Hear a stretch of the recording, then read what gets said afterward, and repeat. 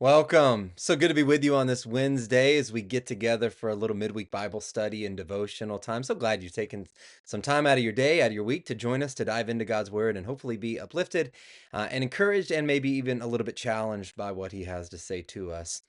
Have you ever been confused or just puzzled or maybe even just wondered about God's timing, right? There's certain things that happen or don't happen in the timing that we wish they would, and we've prayed about it and we've sought God's guidance about it, and His timing is just confusing, right? We don't understand. Not oftentimes, hopefully, we can look back on those things, but in the moment, there are. It's challenging sometimes, and even looking back, sometimes it's hard to see. While God works it out, well, why didn't you work it out sooner? Or why didn't you work in this way or that way? And I think we've all been there, right? In some way, shape, or form. You're not alone in that, and we're not alone in that. In fact, some of Jesus's closest friends felt that way too. They didn't really grasp his timing and his purpose for his timing. There's a story in John chapter 11 when Lazarus, there's three siblings, Lazarus and Mary and Martha, and Lazarus, the brother, was deathly ill, and so his sisters send word, Mary and Martha send word to Jesus. For him to come, right? Because they know he can help. They know who he is. They know what he's capable of doing. They knew that while Jesus was traveling and he's got his ministry growing, he was a close friend, and surely he could take the time to come and do something about their brother being sick, right? That he could heal him, right? And keep him from dying, at least in that moment. And yet Jesus doesn't show up. In fact, John tells us that when he heard and got word, he actually stayed where he was. He didn't really make the effort to get there. And days later, when he did arrive, it was too late. Lazarus had died.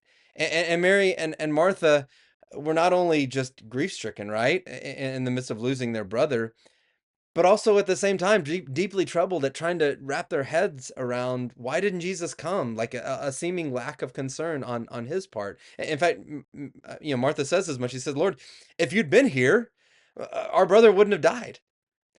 He wouldn't have had to go through this. And she goes on to say, but I know that even now you will give whatever you ask. But she's still trying to wrap her minds around why Jesus didn't act in the timing in which she thought he would or should.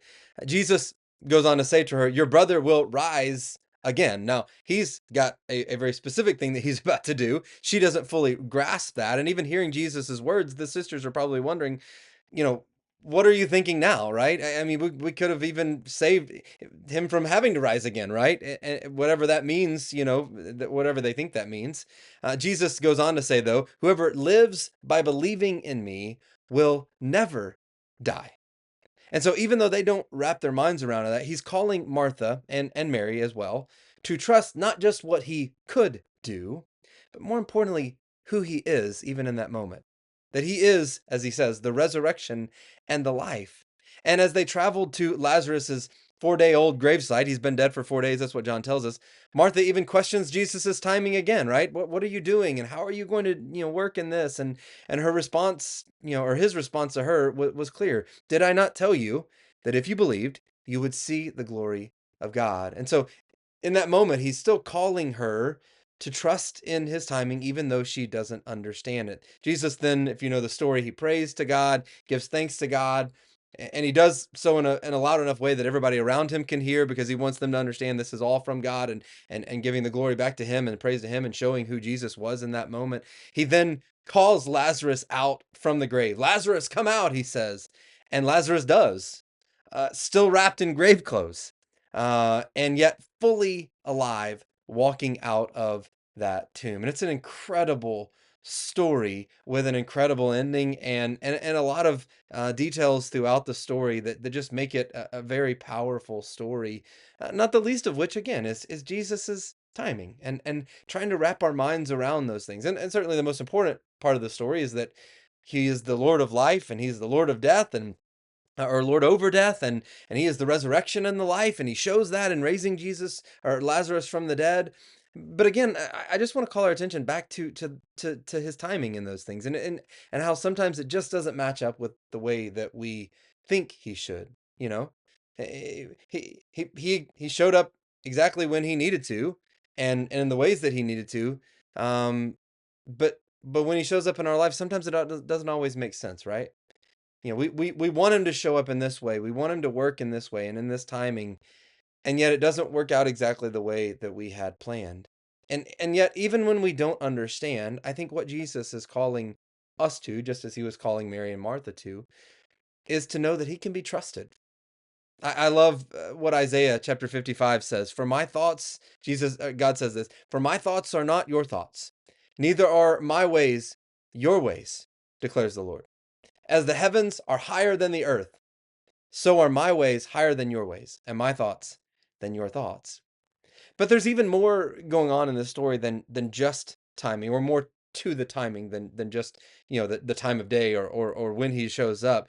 Because Jesus not only shows us when God acts, but I think he also shows us why and the purpose behind it. That there is love, there is purpose, there is a desire in this case, and in every case really, to bring life and healing where death and brokenness once ruled. If Jesus had arrived when the sisters wanted him to, Lazarus would have been healed. Okay, Jesus certainly had the power to do that. But by arriving when he did, Jesus revealed so much more, not just about his power, but about who he truly is and what he has come to do, that he holds the authority not only over life, but over death itself. And, sometimes God's delays are because he intends to do something far deeper than we expected and far greater than we imagined. There's also another important detail, I think, in the story. And again, I'd encourage you to go back and read the story because I know I'm kind of going through it in a quick way. And if you haven't read it in a while, I'd encourage you to go back and read all of it in John chapter 11.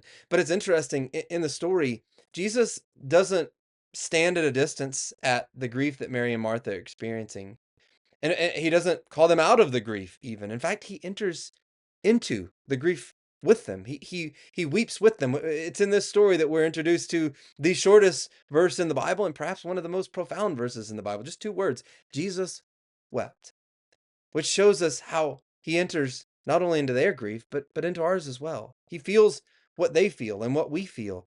Before he ever raised Lazarus from the dead, he allowed himself to experience the pain of loss alongside of his friends, which I think, again, reminds us that his timing is never cold or careless, but it is always guided by compassion and anchored in his perfect wisdom and his perfect purpose. And so when God's timing feels off or confusing, trust him.